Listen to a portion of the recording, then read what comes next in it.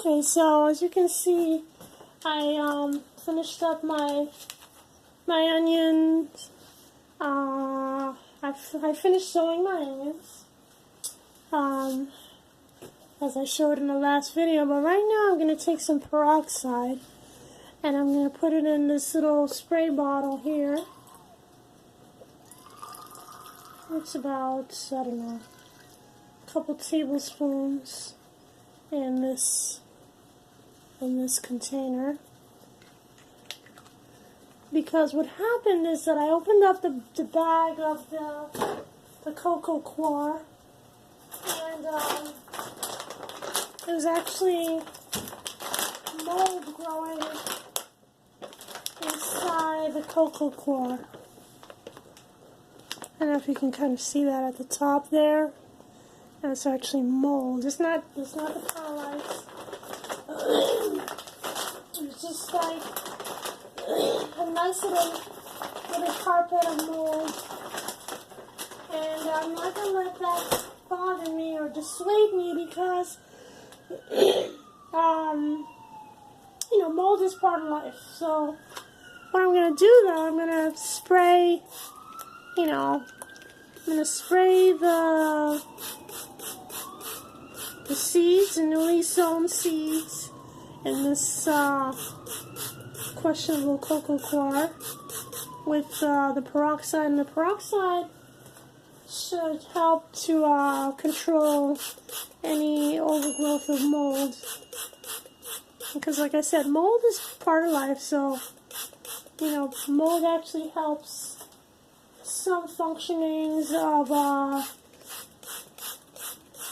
roots. What am I trying to say? When the plant is putting its roots out into the soil, part of what helps it to absorb nutrients and things like that is mold. Mold breaks down nutrients in the soil and makes them readily available to the plants. So I don't actually want to kill the mold, but I do want it to not take over to the point that it starts to make damping off. Damping off is what you call that thing that happens when you plant seeds and they start to go moldy and they flop over and die. So it's a very sad thing indeed, and so we don't want that to happen, so that's why I'm doing that. And generally speaking, I would be doing that anyway, but for sure, now that I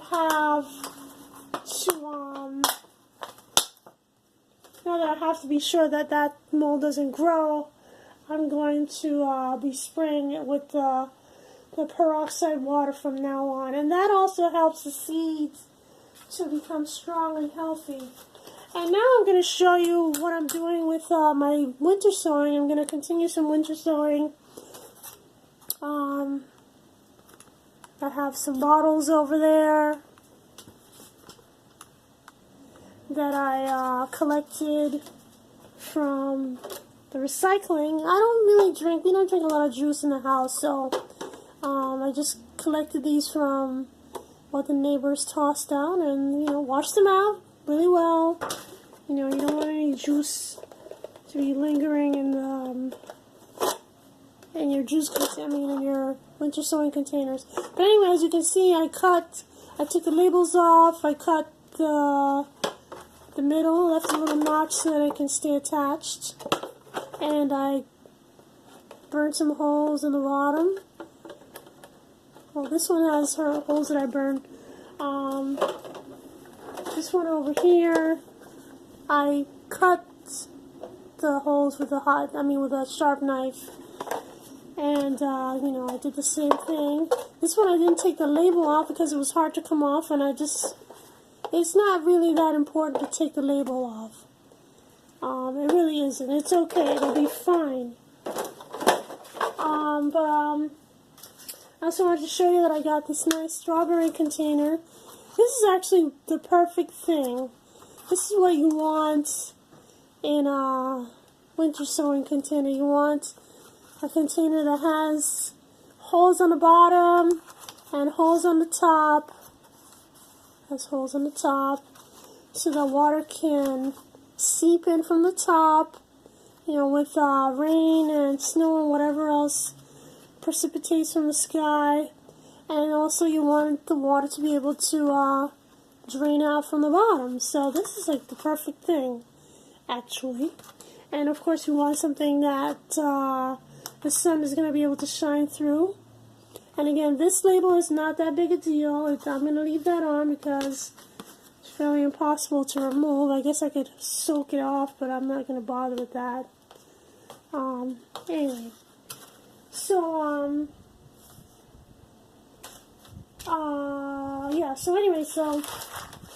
I'm going to plant some of these old seeds as well as some newer seeds. This is, some Sugar Daddy peas that I bought back in 2013. Yikes! Actually,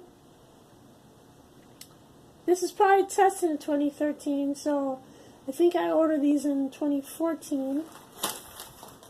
But anyway, I also have these Austrian field peas, which I bought maybe 3-4 years ago. So like I said, these seeds are fairly old. And then I have these newer seeds, which I got from Diva Jones, 03. Japanese mustard. I'm going to plant pepper grass.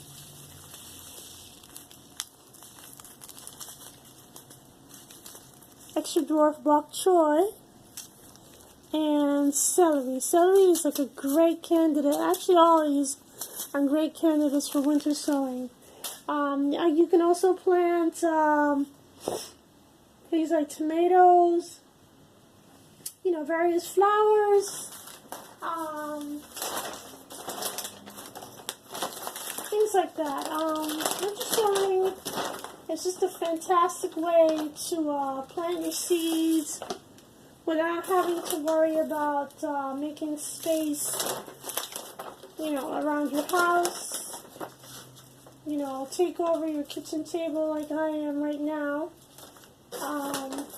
These onion seeds, I'm not going to put them outside, not right away. I'm going to let them germinate in drawers, and then I'm going to,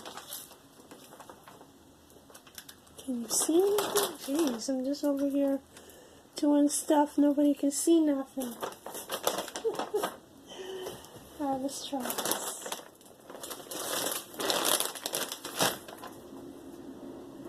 Better? No, not really.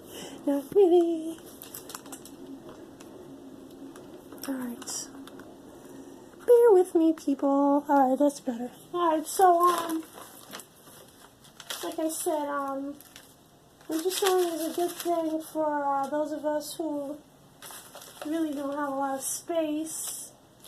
We have tons of things we want to plant, but we don't have a lot of space in the house. My husband, before I started doing this, he would lose his mind because I would be like, just, planting seeds all over the place, and it would take over the kitchen table, and, it would take over probably like part of the living room, different windows I would have. It was kind of bad, and so, and I feel bad. I don't really like to, be hogging up the space in the house like that, so, nevertheless,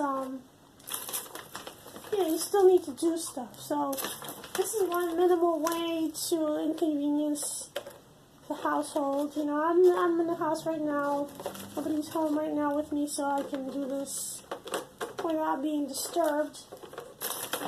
But as soon as they come home, it's like, they really wouldn't know that I was doing any of this. So, yeah, whatever. So you know what? I like to plant.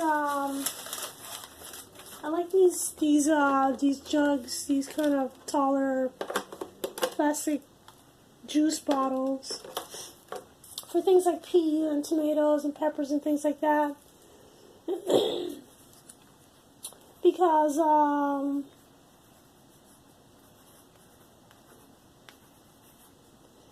So today is the 12th. Because, when they germinate, they can actually grow up. They won't be stifled by, like this thing here. This doesn't allow for much headroom. Where am I? This doesn't allow for much headroom, so, but this does. This will have plenty of headroom. I was watching a video this morning, actually, by, the juicing gardener, Cheryl Mann, and, hold on a second.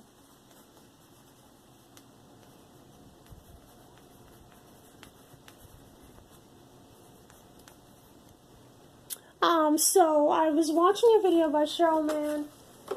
She was actually showing off her tomato and pepper plants that she had winter sown back in March. This is like a couple of years ago. She winter sowed them back in March, and it was by then, I guess it was May or something like that. And the little tomato plants had poked out. They had grown and they were poking out of the little hole at the top.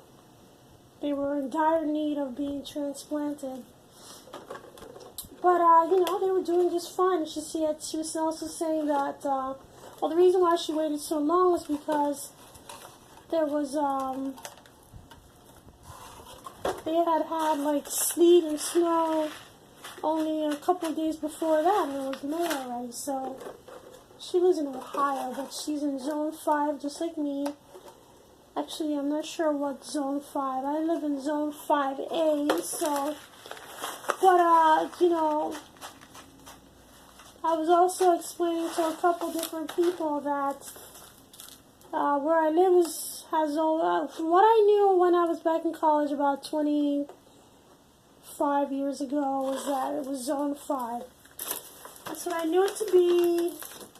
However, with global warming, they may have changed it, because I see a lot of people in New Jersey saying that they live in Zone 6, and I'm thinking, Zone 6? That's, like, not quite right, but, because what I knew was that, some people even in New Jersey say they're in Zone 7, which I think is pretty incorrect, but, anyway, I knew that South Jersey was Zone 6 and Northern New Jersey was Zone 5. And I live on the more northern end of North Jersey, so, well, not really, but anyway, I would say where I live is 5A, so, whatever, and the neighboring things. But anyway, like I said, these seeds, some of these seeds are old, and I'm just going to plant them pretty thickly, because I don't know how well they germinate. I really don't have much high hopes for these, because actually this sugar daddy right here, it's never really been a great, never had good germination rates in the first place, so.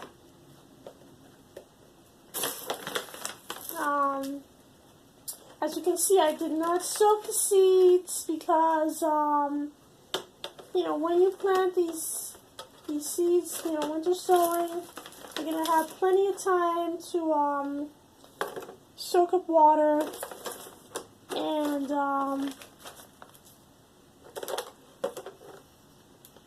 germinate. So you don't really want to start things sooner than they ought. So the fact that I planted them before, without